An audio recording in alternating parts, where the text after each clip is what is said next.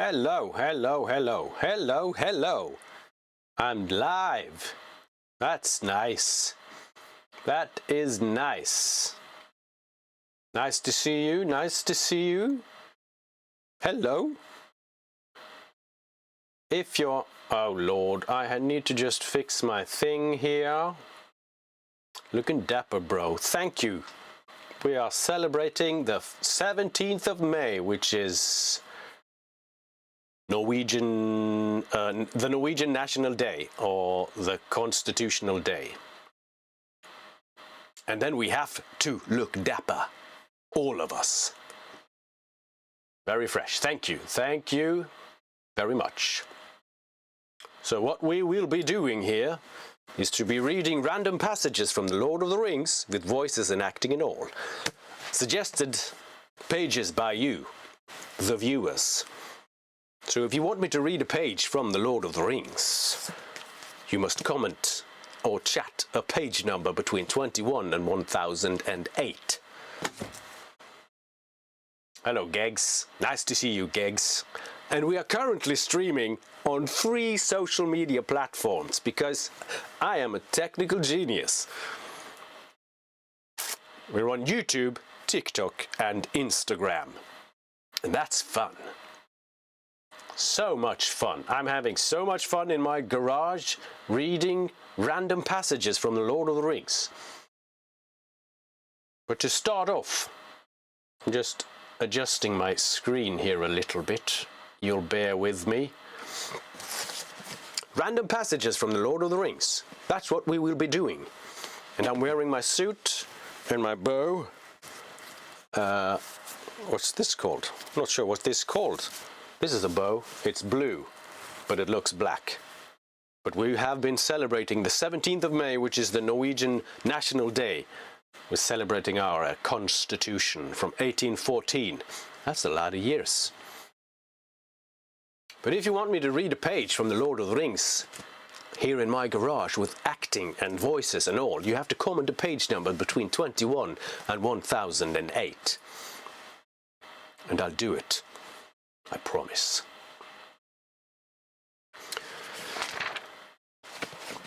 Or else I might have to read just a random page.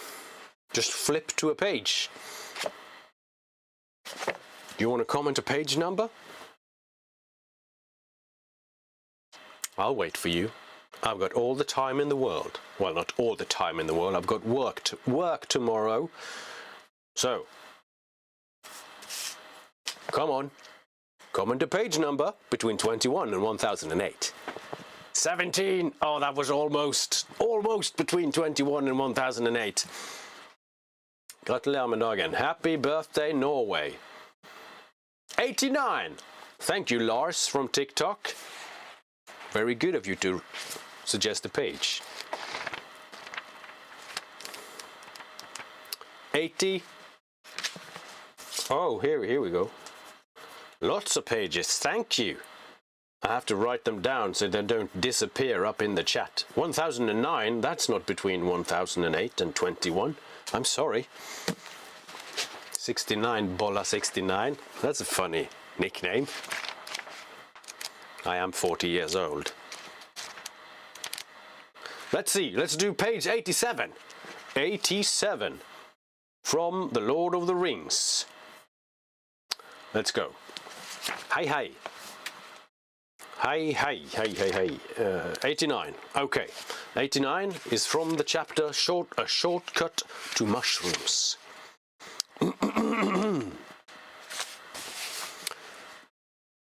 Before long, the wood came to a sudden end. Wide grasslands stretched before them. They now saw that they had, in fact, turned too much to the south. Away over the flats they could glimpse the low hill of Buckleberry across the river, but it was now to their left. Creeping cautiously out from the edge of the trees, they set off across the open as quickly as they could. At first they felt afraid. Away from the shelter of the wood, far back behind them, stood the high place where they had breakfasted. Frodo half expected to see the small distant figure of a horseman on the ridge, dark against the sky, but there was no sign of one. The sun escaping from the breaking clouds as it sank towards the hills they had left was now shining brightly again. Their fear left them, though they still felt uneasy. But the land became steadily more tame and well-ordered. Soon they came into well-tended fields and meadows. There were hedges and gates and dikes for drainage. Everything seemed quiet and peaceful, just an ordinary corner of the Shire. Their spirits rose with every step. The line of the river grew nearer, and the black riders began to seem like phantoms of the woods now far left behind. They passed along the edge of a huge turnip field and came to a stout gate. Beyond it, a rutted lane ran between low, well-laid hedges towards a distant clump of trees. Pippin stopped. "I know this fields and this gate," he said. "This is Bam Furlong, old Farmer Maggot's land. That's his farm away there in the trees." "One trouble after another," said Frodo, looking nearly as much alarmed as if Pippin had declared the lane was the slot leading to a dragon's den. The others looked at him in surprise. "What's wrong with old Maggot?" asked Pippin. "He's a good friend to all the Brandybucks. Of course he's a terror to trespassers and keeps ferocious dogs. But after all, folk down here are near the border and have to be more on their guard." "I know," said Frodo, "but all the same," he added with a shamefaced laugh, "I am terrified of him and his dogs.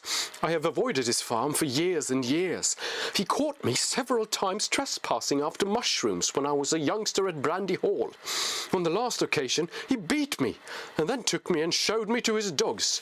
'See, lads,' he said, 'next time this young vermin sets foot on my land, you can eat him. Now see him off.' They chased me all the way to the ferry. I have never got over the fright, though I dare say the beasts knew their business and would not really have touched me." Pippin laughed. "Well, it's time you made it up, especially if you're coming back to live in Buckland. Old Maggot is really a stout fella, if you leave his mushrooms alone. Let's get into the lane and then we shan't be trespassing. If we meet him, I'll do the talking. He's a friend of Mary's and I used to come here with him a good deal at one time." That was page 100. No, that was page 89. Thank you very much for that suggestion. If you're new here, we're reading random pages from The Lord of the Rings. You'll have to comment a page number between 21 and 1008 if you want me to read it. "Looking nice, brother," says Abbas on Instagram. Thank you. Thank you very much. I am in my suit and bow because we're celebrating the 17th of May, which is Norwegian National Day. The Norwegian National Day. We did page 89, and what's the next one? What is the next one? It's page 894, suggested by Hoppedal from TikTok. Very good. Thank you very much, Hoppedal. I'll have to write down some other pages. 26, 22. Okay. Thank you. 26, 22. Heia Norge. Oh, heia Norge. Very good. Thank you. Okay. 894 is the next page suggested. 894. Let's go. That is the last page in the chapter called The Tower of Cirith Ungol. Now, this is probably Frodo and Sam talking. Here we go. Oh, it's the last page. Not of the book, but of this particular chapter. Before they even reached the archway, they were brought to a stand. To move an inch further was a pain and a weariness to will and limb. Frodo had no strength for such battle. He sank to the ground. "I can't go on, Sam," he murmured. "I'm going to faint. I don't know what's come over me." "I do, Mr. Frodo. Hold up now. It's the gate. There's some devilry there. But I got through, and I'm going to get out. It can't be more dangerous than before. Now for it." Sam drew out the elven glass of Galadriel again. as if to do honour to his hardihood and to grace with splendour his faithful brown hobbit hand that had done such deeds, the fire blazed forth suddenly, so that all the shadowy court was lit with a dazzling radiance like lightning, but it remained steady and did not pass. "Gilthoniel Elbereth!" Sam cried. For why, he did not know. His thoughts sprang suddenly back to the elves in the Shire, and the song that drove away the Black Rider in the trees. "Aya, Elnion and Kalima!" cried Frodo once again behind him. The will of the Watchers were broken. With a suddenness like snapping of a cord, and Frodo and Sam stumbled forward. Then they ran through the gate and past the great seated figures with their glittering eyes. There was a crack. A keystone of the arch crashed almost on their heels, and the wall above crumbled and fell in ruin. Only by a hair did they escape. A bell clanged, and from the Watchers there went up a high and dreadful wail. Far up above in the darkness it was answered. Out of the black sky there came dropping like a bolt a winged shape, rending the clouds with a ghastly shriek. That is some exciting page. Thank you for that page. Thank you for sharing my live. I appreciate that. Happy birthday to Norway. Which is not what we normally do here in my garage. We normally read random pages from the Lord of the Rings. 894. Exciting page. Thank you for that. Gratulerer med dagen. Gratulerer med dagen, everyone. If you want me to read a page from the Lord of the Rings, comment a page number between 21 and 1008. And I like all your suggestions. M has suggested to page 26. Thank you. 3D printer has suggested page 22. We'll do those. We'll do those.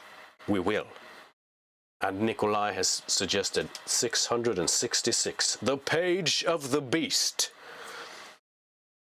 And we'll also do 1008. Oh, the very last page. I will probably cry. And 999. Har du hatt en fin dag I dag, eller? Jeg har hatt en veldig god dag. I have had a very nice day. Eating lots of ice cream, hot dogs, cakes, coffee, muffins, brownies, marshmallows, blueberries, and such. I don't know how long I'm going to last. Have you had a good day, Nikolai? Gratulerer med dagen, Mikael Helland. Mikkel Helland, hello. Nice to see you.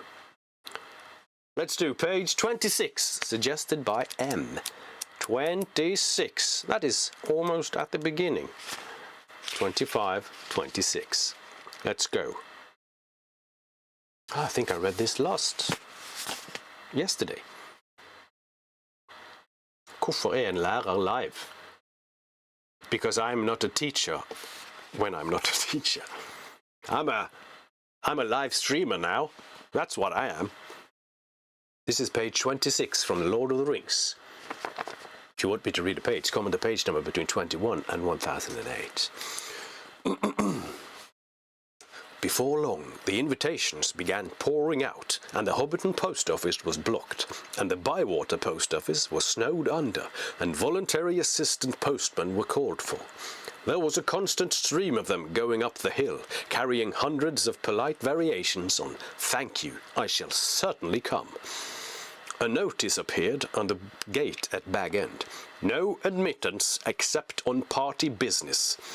Even those who had, or pretended to have party business, were seldom allowed inside. Bilbo was busy, writing invitations, ticking off answers, picking up presents, and making some private preparations of his own.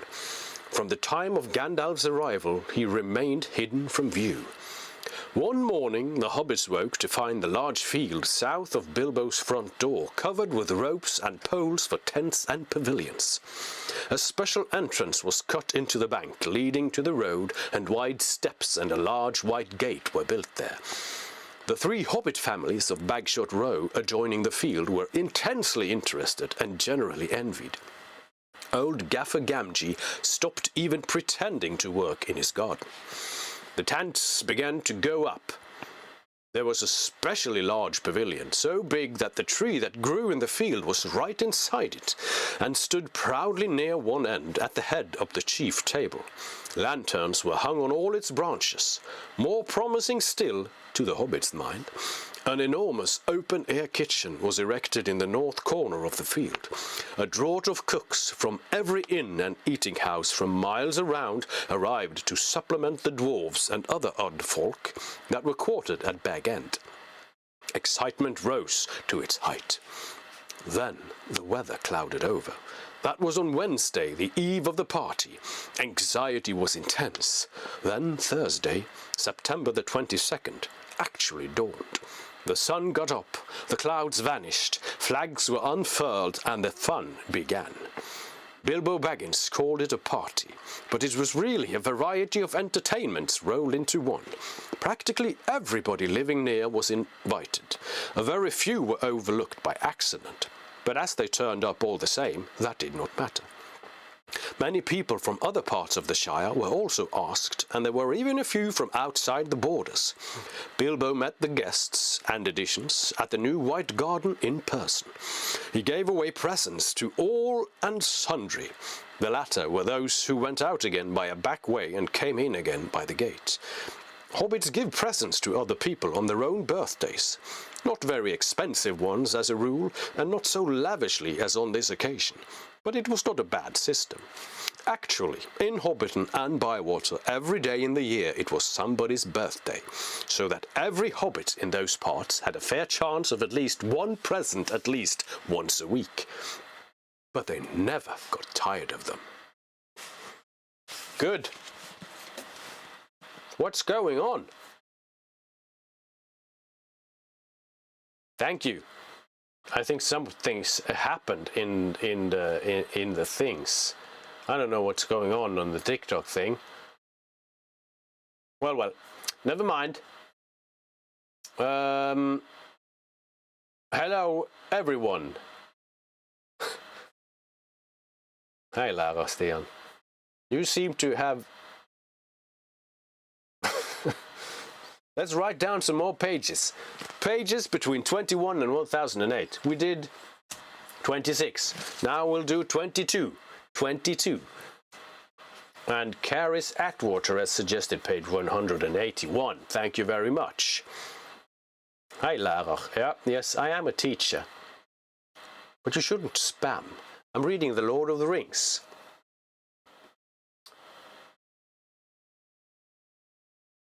If you think that's weird, this is not the stream for you.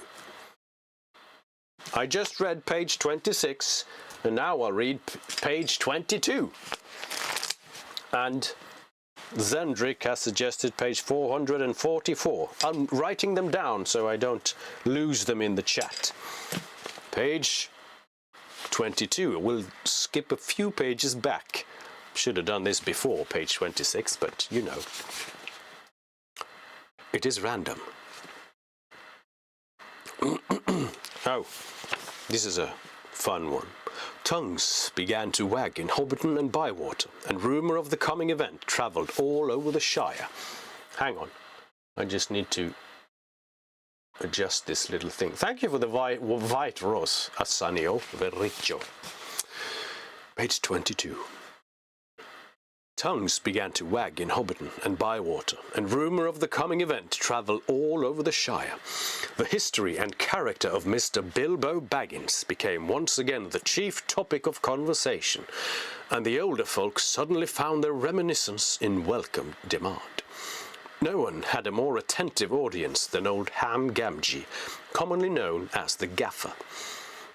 He held forth at the Ivy Bush, a small inn on the Bywater Road, and he spoke with some authority, for he had tended the garden at Bag End for 40 years, and had helped old Holman in the same job before that. Now that he was himself growing old and stiff in the joints, the job was mainly carried on by his youngest son, Sam Gamgee. Both father and son were on very friendly terms with Bilbo and Frodo. They lived on the hill itself, in number 3 Bagshot Row, just below Bag End. A very nice, well-spoken, gentle hobbit is Mr. Bilbo, as I've always said, the gaffer declared, with perfect truth, for Bilbo was very polite to him, calling him Master Hamfast, and consulting him constantly upon the growing of vegetables, in the matter of roots, especially potatoes. The gaffer was recognized as the leading authority by all in the neighborhood, including himself. "But what about this Frodo that lives with him?" asked Old Noakes of Bywater. "Baggins is his name, but he's more than half a brandy-buck, they say. It beats me why any Baggins of Hobbiton should go looking for a wife away there in Buckland, where folks are so queer." "And no wonder they're queer," put in Daddy Two-Foot, the gaffer's next-door neighbour. "If they live on the wrong side of the Brandywine River and right against the old forest, that's a dark, bad place, if half the tales be true." "You're right, Dad," said the gaffer. "Not that the Brandybucks of Buckland live in the old forest, but they're a queer breed, seemingly. They fool about with boats on the big river, and that isn't natural. Small wonder that trouble came of it, I say. But be that as it may, Mr. Frodo is as nice a young hobbit as you could wish to meet. Very much like Mr. Bilbo, and in more than looks. After all, his father was a Baggins. A decent, respectable hobbit was Mr. Drogo Baggins. There was never much to tell of him, till he was drownded." "Drownded?" said several voices. They had heard this and other darker rumours before, of course, but hobbits have a passion for family history, and they were ready to hear it again. But we'll have to stop there, because that was page 22. Thank you very much. Whoa, Selena, you have to calm down in the chat. I can't see the pages. But I do see you guys as small numbers. But that's enough for me. And you see me as a big face. So we did page 22. Thank you very much. If you want me to read a page, comment a page number between 21 and 1008. And I'll read it with voices and acting and all. Now we've come to page 666, which is...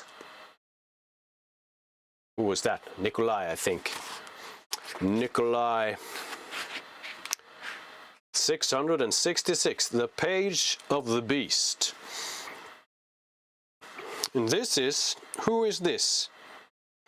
Ah, it's from the window on the west, where they meet Faramir, I think.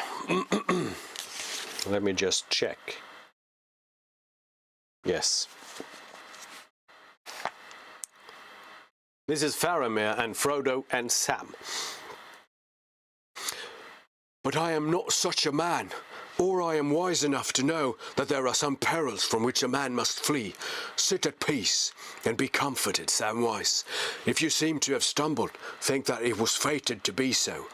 Your heart is shrewd as well as faithful, and saw clearer than your eyes.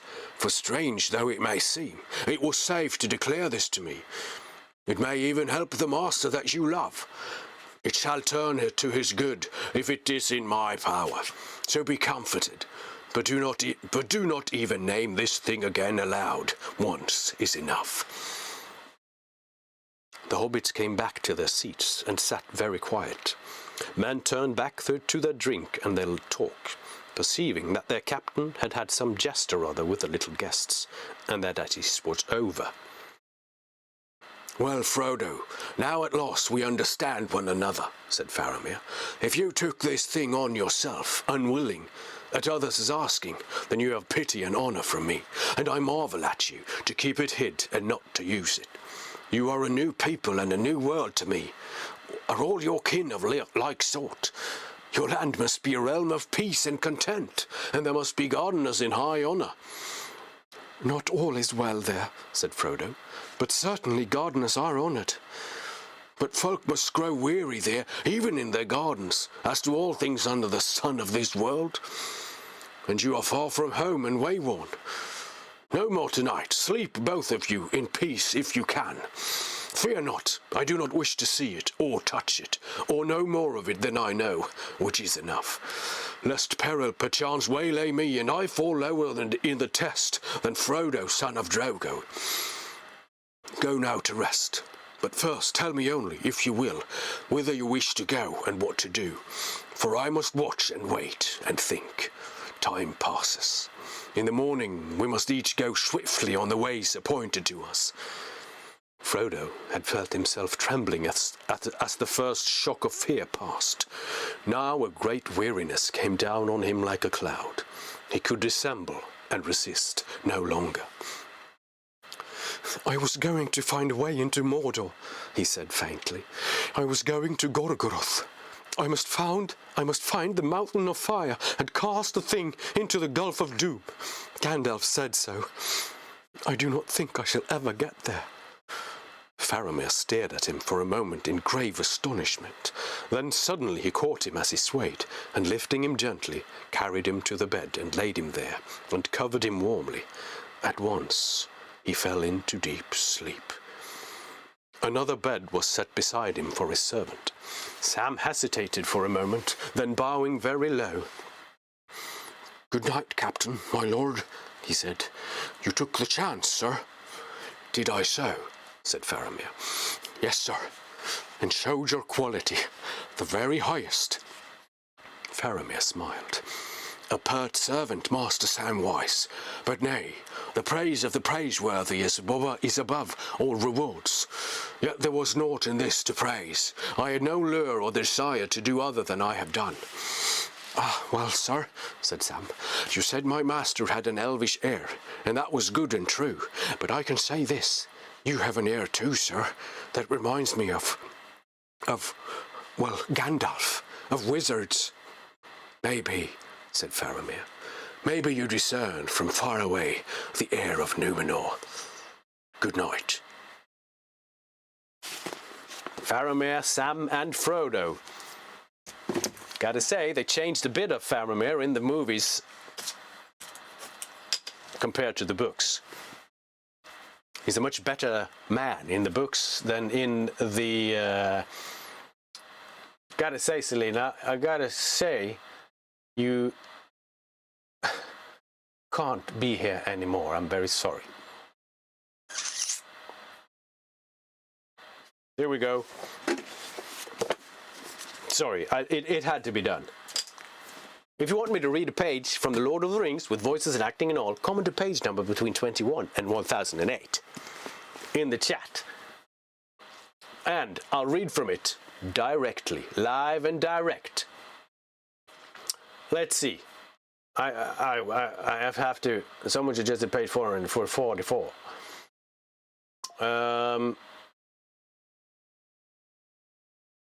And we're on 1008.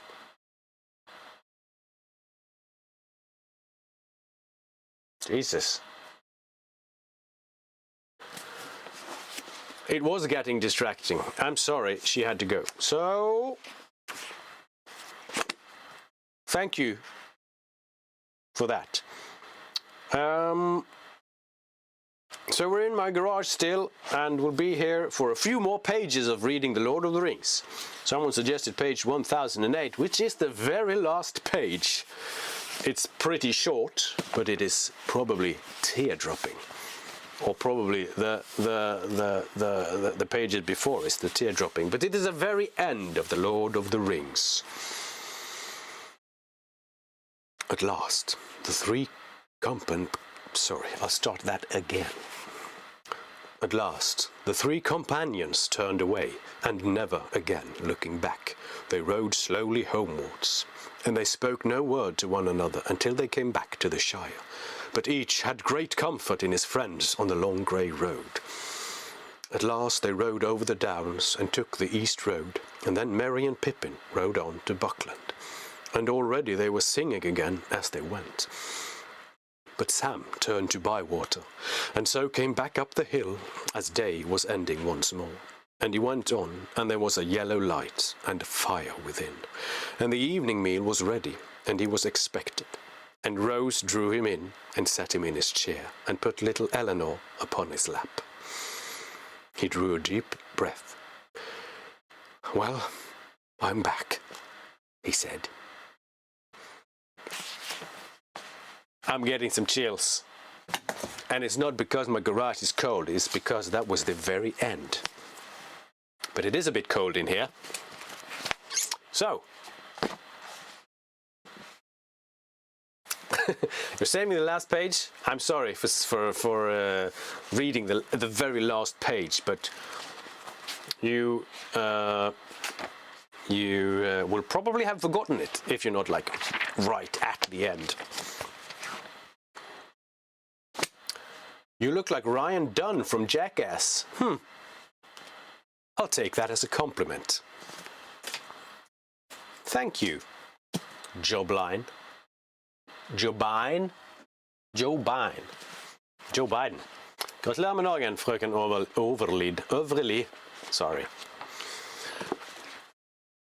I'll never be convinced Sam fully healed after Frodo had gone, says Zendrick. I agree. Gotta say, I do agree.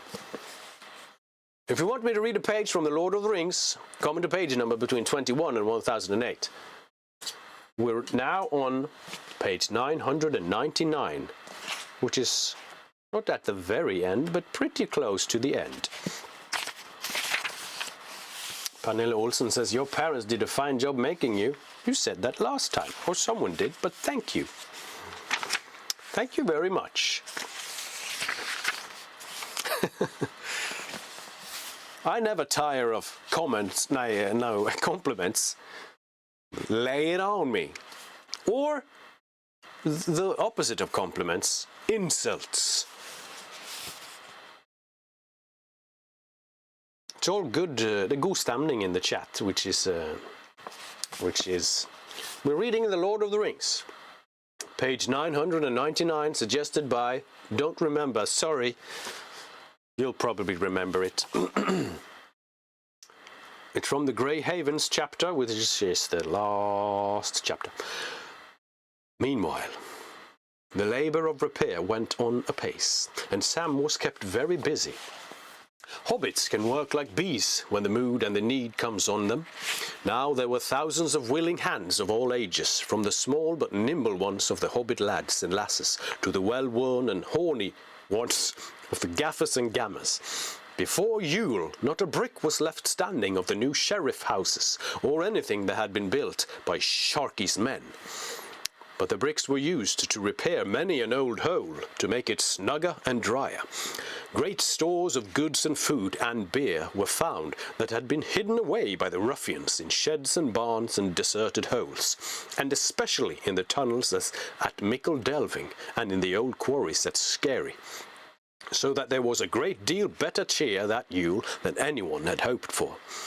One of the first things done in Hobbiton, before even the removal of the new mill, was the clearing of the hill and Bag End, and the restoration of Bagshot Row. The front of the new sand pit was all levelled and made into a large sheltered garden, and new holes were dug in the southward face back into the hill, and they were lined with brick. The gaffer was restored to number 3, and he said often, and did not care who heard it, "It's an ill wind as blows nobody no good, as I always say, and all's well as ends better." There was some discussion of the name that the new row should be given. Battle Gardens was thought of, or Better Smiles. But after a while, in sensible hobbit fashion, it was just called New Row. It was a purely Bywater joke to refer to it as Sharkey's End.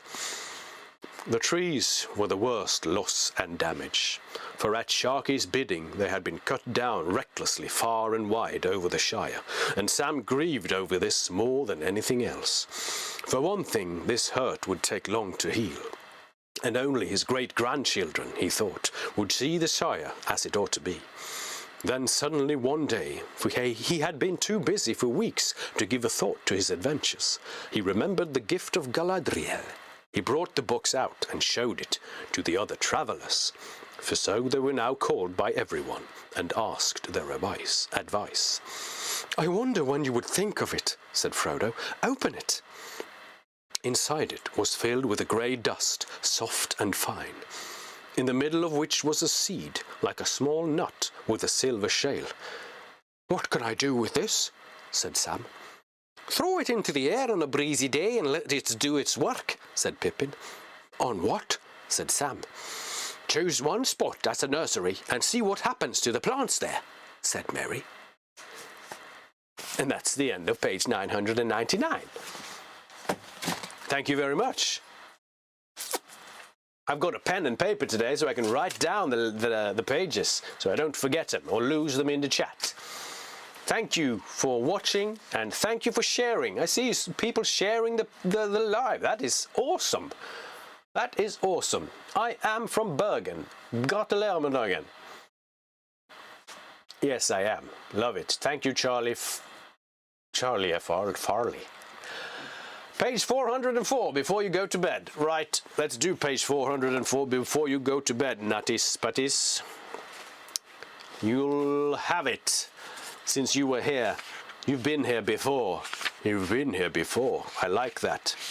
Returning viewers, thank you very much for being here today as well. You'll skip the line because you're such a great person, I think. I hope. I guess. Of course you are.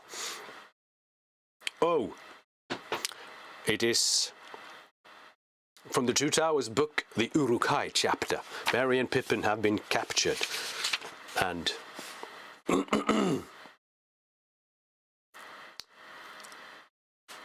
okay. Page 444.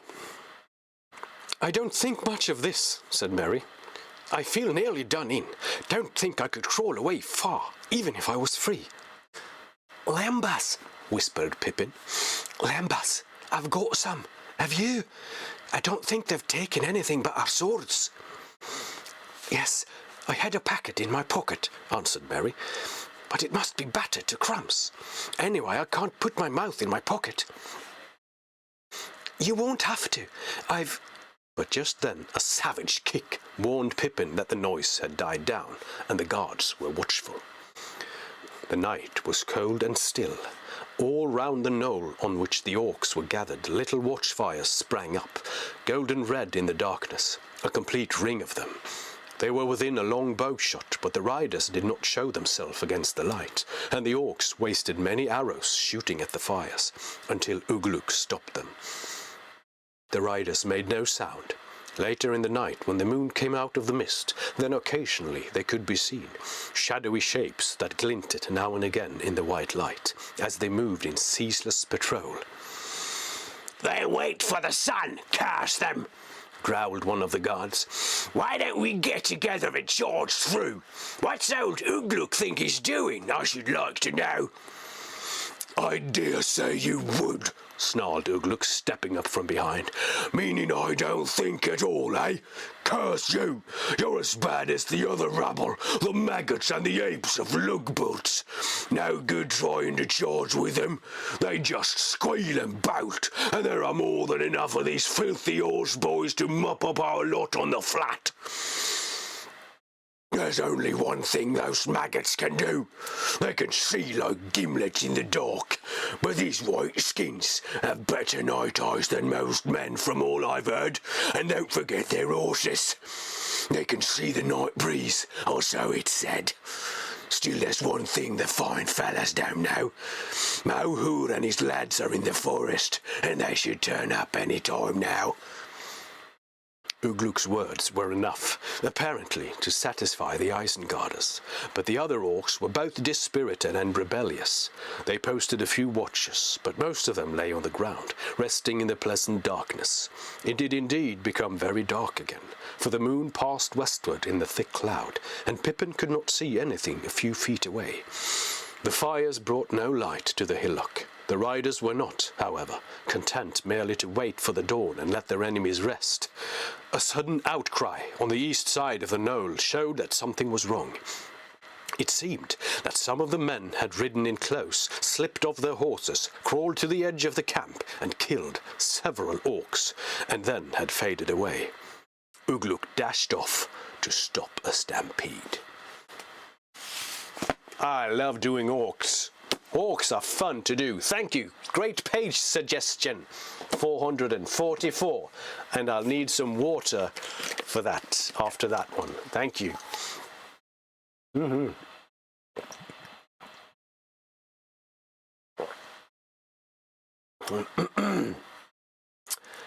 Thank you very much, guys. Thank you for a rose. You're sending roses. Thank you, Sandrick. You have a great voice, says Rolfo. Thank you, Rolfo. I appreciate that. We're done 444. Now I think it was 181. And if you want me to read a random page or suggest a page from The Lord of the Rings, which I will read for you, the guys and girls, maybe in the chat or viewing. Thank you. That orc voice nearly killed me. Page 222. Thank you, Rushdin Balt. And today we are on TikTok, YouTube, and Instagram live. This is, I am such a genius with technology, so we're everywhere. So, page 181. Good night, nutties putties. 181.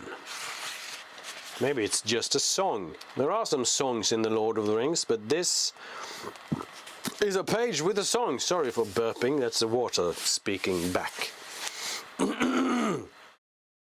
181. It is from the chapter A Knife in the Dark. Let's see here. Okay. I'll be singing. I will be singing. I wonder who made this path and what for, said Mary, as they walked along one of these avenues where the stones were unusually large and closely set. I'm not sure that I like it. It has, well, rather a barrow-whitish look. Is there any barrow on Weathertop? No, there is no barrow on Weathertop, nor on any of these hills, answered Strider. The men of the West did not live here, though in their latter days they defended the hills for a while against the evil that came out of Angmar.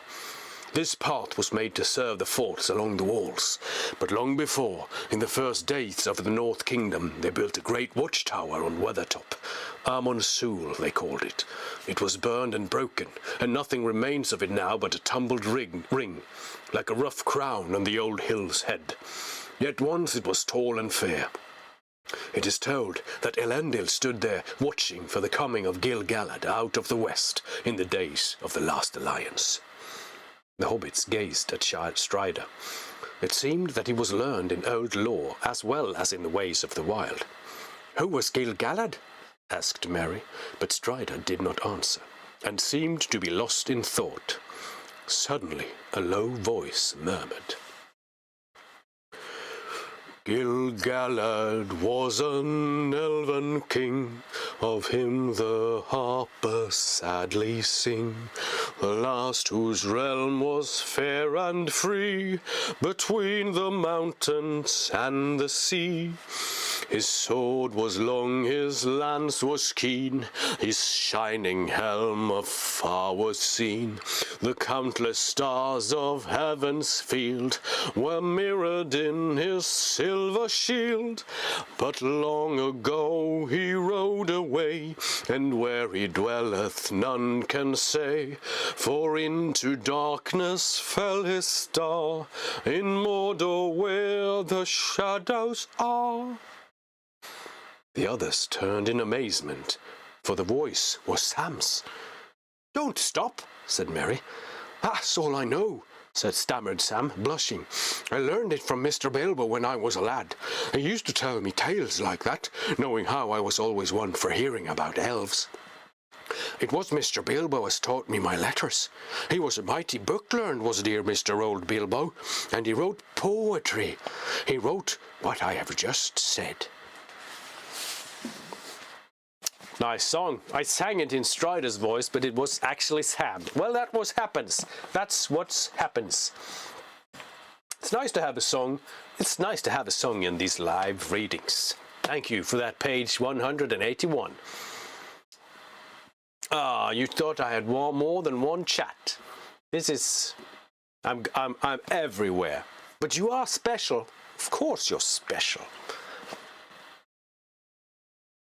I do read chat, inimellum, alltså. I can't read chat while I'm reading, but I do check it. And thank you for commenting. Thank you for reading, commenting pages. Oh, hang on. There we go. I just have to do the thing with some stuff here. Okay. Okay. Seems to be some problems with the live stream. But anyway, that was page 181. And we've got page 222. And thank you for complimenting my awesome singing. 222. That is probably a great page. Oh, there's a long song here. That was not... Oh, come on. These pages are so thin. So thin they are. I can't even find page 222. There we go. 1, 2, 3, 2. Many meetings. Oh, they are assembling in the secret council. It's not that secret, but in the movie it's secret. There'll be quite a few voices here, I guess. Page 222. If you want me to read random pages from The Lord of the Rings, comment a page number between 21 and 1008. This is page 222.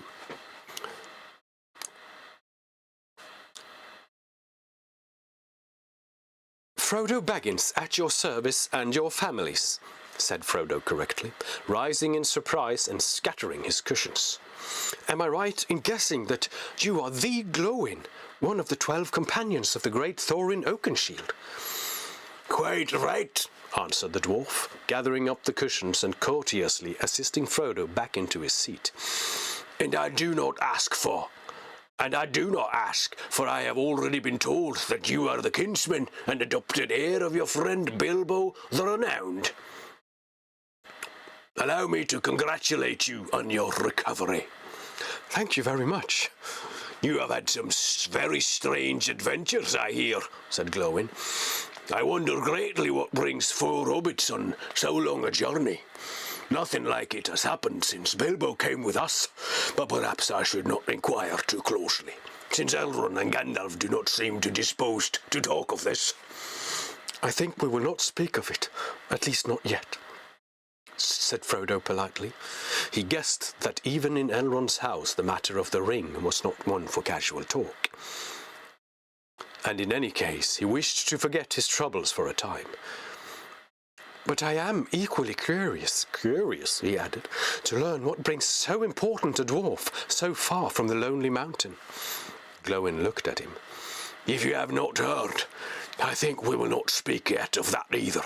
Master Elrond will summon us all ere long, I believe, and then we shall all hear many things. But there is much else that may be told.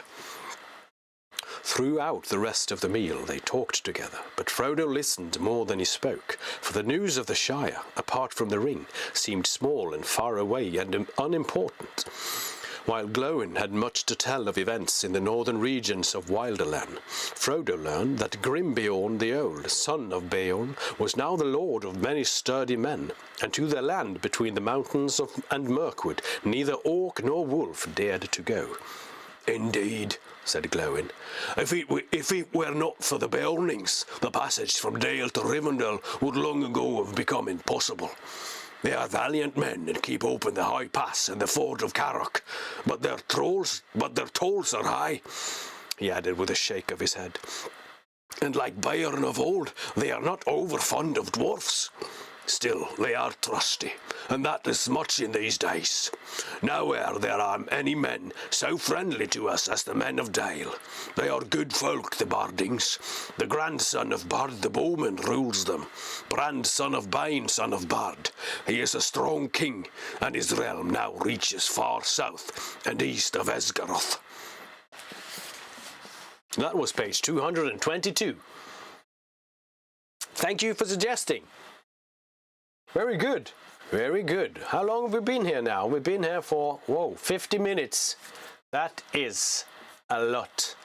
A lot of minutes, you guys. Joachim Spurs asks, are the Lord of the Rings movies worth getting into? Also, should I watch The Hobbits first or after?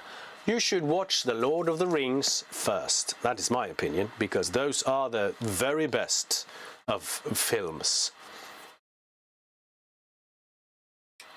The Hobbit and The Lord of the Rings fit together, but the story of The Hobbit, it comes before The Lord of the Rings. But The Lord of the Rings is much better than The Hobbit movies. They are. And then afterwards you can, so first you'll watch The Lord of the Rings, extended editions of course, and then you'll watch The Hobbit. And then you'll watch The Lord of the Rings again, because then you'll have a lot more information in your head. And so you'll appreciate it more, and you'll notice more things, and it goes deeper, and you'll have a better experience.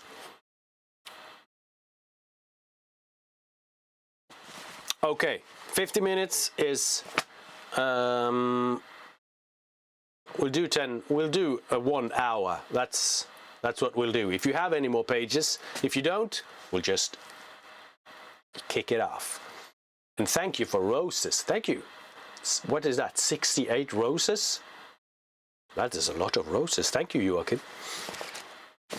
If you have a page, 44. Yes, Cendric. I'll go right to 44. Thank you. I think TikTok is flagging me for reading from this book. Like punishing me. Maybe it's not really allowed. I'll do it anyway. Page 44. Thank you very much.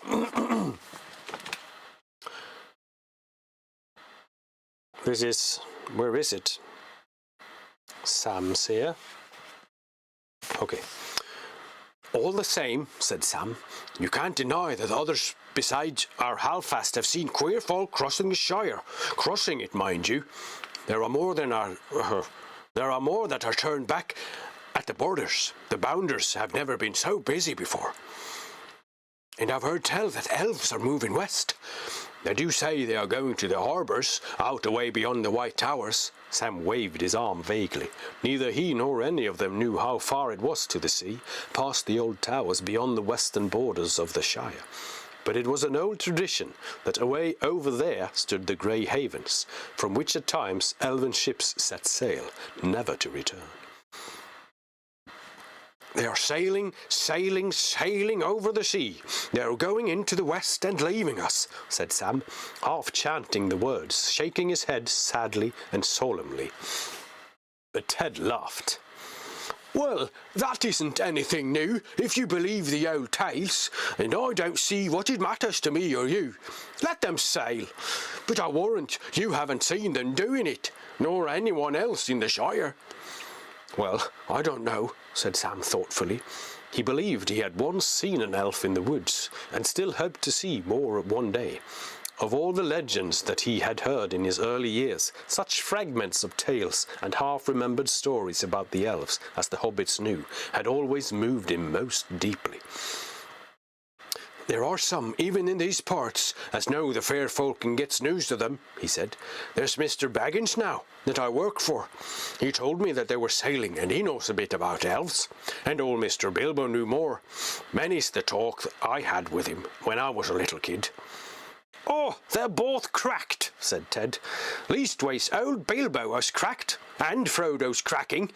If that's where you get your news from, you'll never want for moonshine. Well, friends, I'm off home. Your good health. He drained his mug and went out noisily. Sam sat silent and said no more.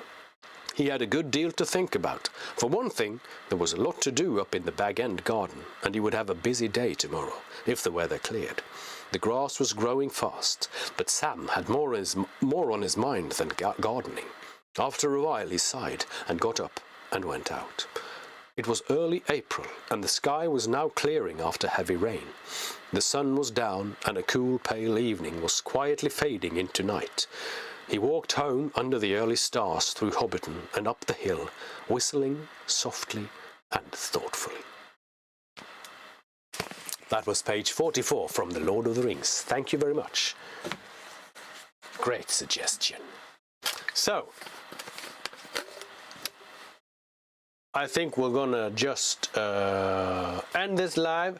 I have been live for every day this week. I won't do that next week. Maybe I'll go live for once a week or something like that. But this was a challenge for me. And I have now become a live streamer. And I would like to just thank you for being here. Thank you for sharing the lives. Thank you for commenting pages. And thank you for watching. And I will see you some other time. You'll just have to follow me if you like these kinds of things, and follow to see if I have any more live readings. I like it, and I do enjoy these moments we have together in my garage. I've got a little light as a fire. So, thank you. Well read. I love the Sam voice. Thank you, Cedric. Thank you, everyone. Thank you for the roses. Thank you for my time. Thank you for your time. And happy 17th of May. We'll do happy birthday, Norway. So, I'll quit the live now. Have a nice day. Have a nice night. Good night. Sleep tight if you're sleeping. And remember to watch The Lord of the Rings. Or read it.